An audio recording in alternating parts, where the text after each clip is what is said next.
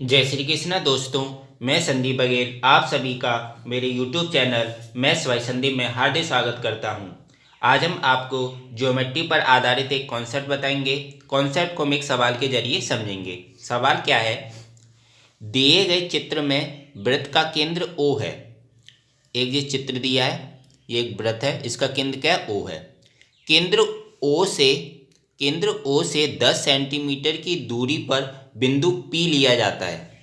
केंद्र O से 10 centimetre की दूरी पर बिंदु P लिया जाता है। केंद्र O से 10 सेंटीमीटर की दूरी पर कौन सा बिंदु लिया जाता है, बिंदु P लिया जाता है। इस बिंदु P से वृत्त पर स्पर्श रेखा PT खींची जाती है। इस बिंदु P से वृत्त पर स्पर्श रेखा, जो स्पर्श रेखा खींच रहे हैं PT, कौन सी खींची जाती है, PT। एक वृत्त, इस बिंदु P से क्या खींची जा रही है, वृत्त पर स्पर्श रेखा खींची जा रही है। PT एक स्पर्श रेखा है। यदि PT बराबर 8 सेंटीमीटर हो, PT बराबर कितना दिया आपका, 8 सेंटीमीटर है। स्पर्श रेखा की लंबाई कितनी दी, 8 सेंटीमीटर। तो वृत्त की त्रिज्या ज्ञात करो। वृत्त की त्रिज्या मतलब OT का मान हमें ज्ञात करना है। तो इस सवाल को सॉल्व करने से पहले इस आपको ये चित्र तो समझ में आ गया होगा कि एक वृत्त दिया है, वृत्त का केंद्र O दिया है, O से बिंदु P लिया गया जिसकी दूरी कितनी है, 10 सेंटीमीटर की दूरी पर है। और P से एक स्पर्श रेखा खींची जा रही है PT, और जिसकी लंबाई कितनी है, 8 सेंटीमीटर। तो हमें वृत्त की त्रिज्या ज्ञात करनी है, OT वृत्त की त्रिज्या ज्ञात करनी है। तो इस सवाल को सॉल्व करने से पहले हम एक छोटा सा कॉन्सेप्ट समझेंगे। कॉन्सेप्ट क्या है, हम जानते हैं स्पर्श रेखा पर केंद्र से डाला गया लंब होता है। जिस चीज समझेंगे हम, जी है क्या, जैसे जी स्पर्श रेखा है, इस वृत्त की PT एक स्पर्श रेखा है। तो स्पर्श रेखा का वो स्पर्श बिंदु जो वृत्त की प्रति को टच कर रहा है। अब जैसे ये PT है, तो कौन सा स्पर्श बिंदु, जी वाला, उसका छोड़ जो T है, इस T जो पॉइंट है वो वृत्त की प्रति को स्पर्श कर रहा है। इस स्पर्श बिंदु से वृत्त के केंद्र पर जो रेखा खींची जाएगी, वृत्त के केंद्र पर, केंद्र इसका क्या O है, स्पर्श रेखा के स्पर्श बिंदु से कौन सा स्पर्श बिंदु, जो वृत्त की प्रति को स्पर्श कर रहा है, उस बिंदु से वृत्त के केंद्र पर जो रेखा खींची जाएगी वो रेखा कैसी होगी, लंब रेखा होगी। अर्थात वृत्त के केंद्र से डाला गया कैसा होगा, वो लंब होगा। जी क्या होगा, लंब रेखा होगी। तो जी कितने डिग्री का एंगल बनेगा, जी बनेगा 90 डिग्री का एंगल। जी काफी इंपोर्टेंट कॉन्सेप्ट है। तो वृत्त की स्पर्श रेखा का स्पर्श बिंदु जो वृत्त की परिधि को स्पर्श कर रहा है, और केंद्र से जो रेखा खींची जाएगी, केंद्र से जो डाला जाएगा वो क्या होगा, लंब रेखा होगी। वो क्या होगा, लंब होगा। तो OT क्या है आपका, लंब है। तो यहाँ पर जो T हो जाएगा वो एक तरह से कौन सा हो जाएगा, एंगल OTP।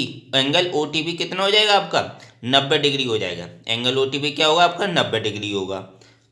तो अब आपका एक तरह से जी त्रिभुज OTP कैसा हो गया, समकोण त्रिभुज हो गया, जिसमें जो T है वो एंगल कितना है, 90 डिग्री का। जहाँ पर T कैसा है, 90 डिग्री का।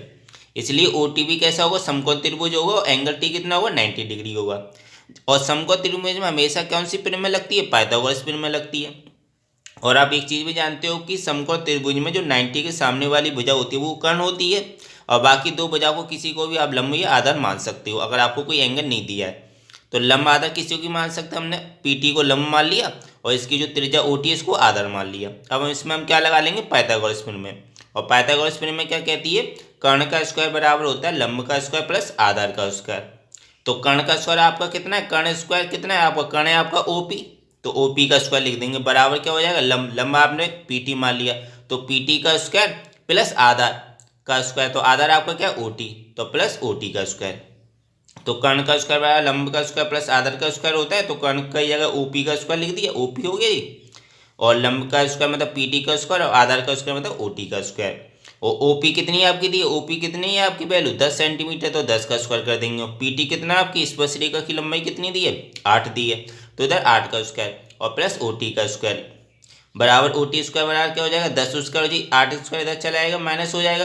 तो 10 का स्क्वायर माइनस के 8 स्क्वायर, तो OT स्क्वायर बराबर होगा 10 का स्क्वायर 100, और माइनस के 8 का स्क्वायर कितना, 64। तो OT स्क्वायर बराबर कितना होगा, 100 में से 64 घटाएंगे तो 36 हुआ। तो OT बराबर क्या आ गया, 6 आ गया। 36 का वर्गमूल कितना होता है, 6 हो गया। तो OT क्या थी आपकी, OT आपकी क्या थी, इस वृत्त की त्रिज्या। तो वृत्त की त्रिज्या कितनी आ गई, वृत्त की त्रिज्या OT बराबर कितना आ गया, 6 सेंटीमीटर।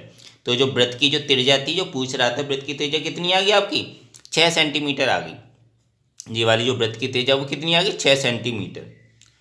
तो इस तरीके से काफ़ी इजी क्वेश्चन था। बस इसमें ये कॉन्सेप्ट लगा था कि वृत्त के जब किसी भी वृत्त पर कोई स्पर्श रेखा खींची जाती है तो स्पर्श रेखा के स्पर्श बिंदु और वृत्त के केंद्र से वो रेखा होती है वो क्या हो, लंब रेखा होती है, लंब माना जाता है, वो लंब होता है। क्या होता है, वो लंब होता है। स्पर्श रेखा पर केंद्र से डाला गया क्या होता है, लंब होता है। और जैसे ही लंब हो जाएगा तो वो त्रिभुज कैसा बन जाएगा, समकोण त्रिभुज बन जाएगा। और समकोण त्रिभुज बन जाएगा तो इसमें पाइथागोरस प्रमेय लग जाएगी। तो अभी जैसे तो इसमें त्रिज्या पूछिए, अभी मान लो इस क्वेश्चन में त्रिज्या दी होती और स्पर्श रेखा की लंबाई नहीं दी होती और आपका जी दिया होता कर्ण वाला, तो फिर आपको स्पर्श रेखा की वैल्यू पूछ लेता वो, तो लगेगा इसमें वही पाइथागोरस प्रमेय।